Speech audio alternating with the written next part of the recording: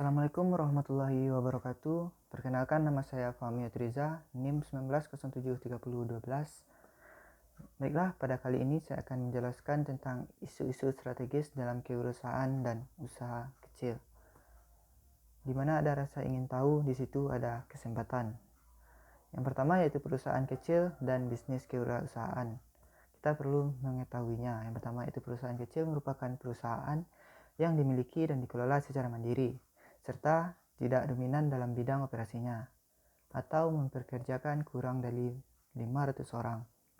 Yang kedua yaitu perusahaan wirausaha atau perusahaan yang tujuan utamanya keuntungan dan pertumbuhan serta dapat dikategorikan sebagai praktik inovasi strategis. Selanjutnya yaitu alasan perusahaan kecil belum menggunakan perencanaan strategis secara efektif. Yang pertama yaitu tidak cukup waktu, yang kedua tidak mengenal dengan baik perencanaan strategis, yang ketiga kurangnya keahlian, yang keempat kurangnya rasa percaya dan keterbukaan. Contohnya seperti tujuan spesifik, visi yang utuh pada karyawan, waktu yang memadai mencapai tujuan. Selanjutnya pertanyaan informal yang seperti apa tujuan keberadaan kita, apa yang akan kita capai, bagaimana persaingan dan mencapai sasaran, aturan apa yang harus diikuti agar dapat mengerjakan kegiatan dengan baik. Selanjutnya, bagaimana mengelola operasi perusahaan semurah dan sebaik mungkin. Berapa banyak biaya diperlukan dan dari mana dana tersebut diperoleh. Berseberapa rinci harus mendapatkan tugas-tugas yang akan dikerjakan. Faktor-faktor apa saja yang akan menentukan kesuksesan kita dalam bekerja. Selanjutnya itu proses pembuatan keputusan strategis. Yang pertama yaitu mengembangkan ide bisnis dasar. Kedua, mengamati lingkungan eksternal untuk melihat faktor-faktor strategis.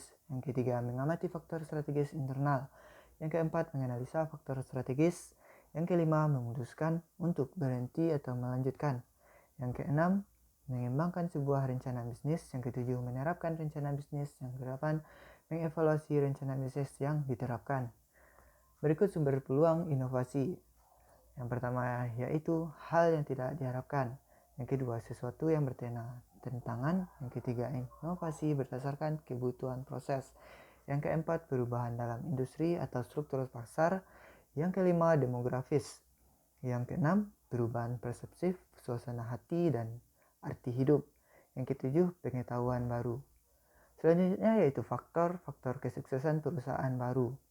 Yang pertama yaitu struktur industri. Yang kedua yaitu merupakan stabil atau tidaknya iklim industri, tingkat persaingan, pasang pasar, karakteristik produk industri, heterogen atau homogen. Yang kedua, strategis bisnis, diferensiasi produk, fokus produk. Yang ketiga, karakteristik wirausahawan, kesempatan bisnis potensiasi, sense of urgency, pengetahuan rinci atas key factor, bantuan dari luar. Tahap pengembangan perusahaan kecil. Tahap pertama, tahap A, eksistensi. Tahap B, kelangsungan hidup. Tahap C, sukses, melepaskan atau pertumbuhan. Yang ke D, tingkat landasan atau tinggal landas. Yang kelima, atau tahap E, kematangan sumber daya. Selanjutnya yaitu transfer kekuasaan dalam bisnis keluarga. Yang pertama, bisnis yang dikelola pendiri. Kedua, pelatihan dan pengembangan generasi baru. Yang ketiga, kemitraan antar generasi. Yang keempat, transfer kekuasaan.